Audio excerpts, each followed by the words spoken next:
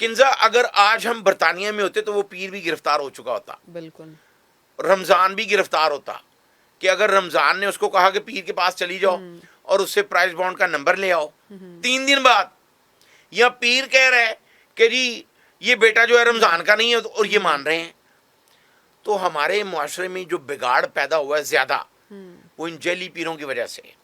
علامہ اقبال جنہیں پوری دنیا رحمت اللہ علیہ کہہ رہی ہے, شاعر مشرق, ان پہ 38 فتوے لگا دیے اس طرح کے جیلی پیروں نے.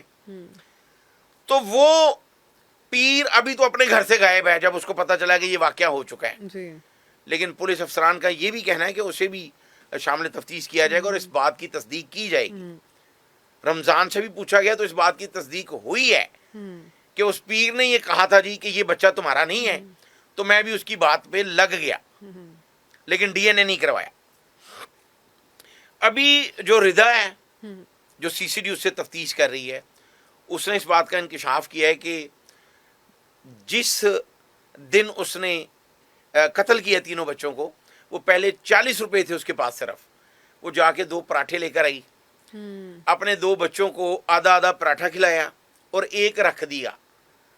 اس وقت تک بھی وہ ڈبل مائنڈڈ تھی کہ میں کیا کروں, لیکن پھر اچانک اس نے یہ پراٹھے فیصلہ میں کیا. بھی کچھ ملایا تھا اس نے یہ نہیں بتایا, اب یہ جو فورینسک رپورٹ آئے گی تو اس میں پتہ چلے گا.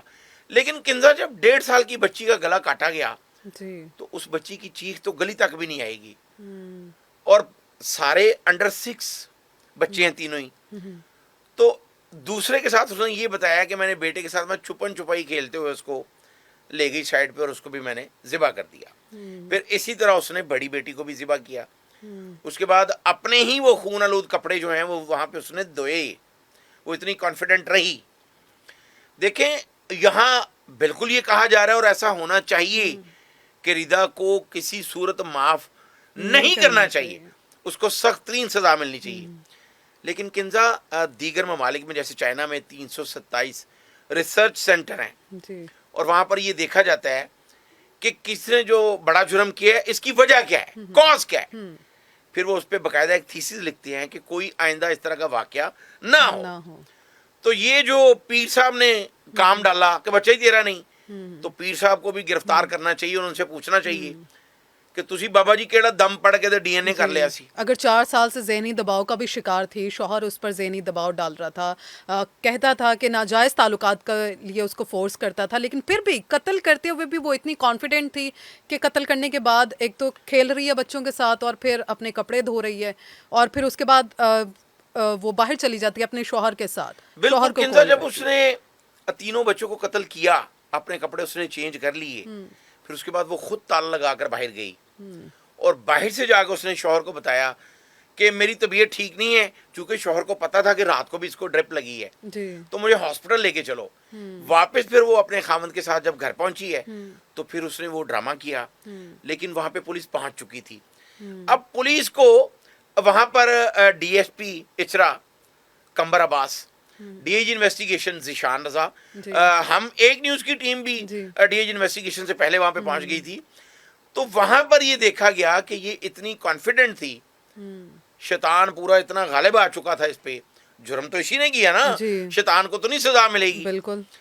تو وہ یہ کہہ رہی تھی کہ جی میں نے ایک چابی اس کے چچا کے پاس ہے, ایک چابی اس کی دادی کے پاس ہے, یعنی وہ خود لقمہ دے رہی تھی پولیس کو. چچا کو بھی حراست میں نہیں لیا گیا.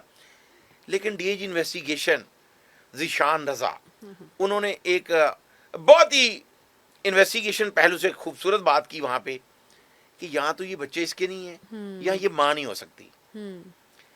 کہ جس طرح سے 3 بچے ذبح ہوئے ہیں, نہ تو اس کے چہرے کے تاثرات ایسے ہیں, خود کیا ہو کسی نے کیا ہو, تو پھر بھی بچوں کو مارنے کے بعد وہ تاثرات نظر آ جاتے ہیں. تو یہ جتنی کانفیڈنٹ ہے, تو D I G investigation Zeeshan Raza نے ڈی ایس پی اور ایس پی کو کہا, اور پھر وہاں پر جب ایس ایس پی آپریشن توقیر نہیں پہنچے ہیں تو انہوں نے ڈیسائیڈ کر لیا کہ قتل جو ہے وہ اسی خاتون اور فیملی کے درمیان ہے.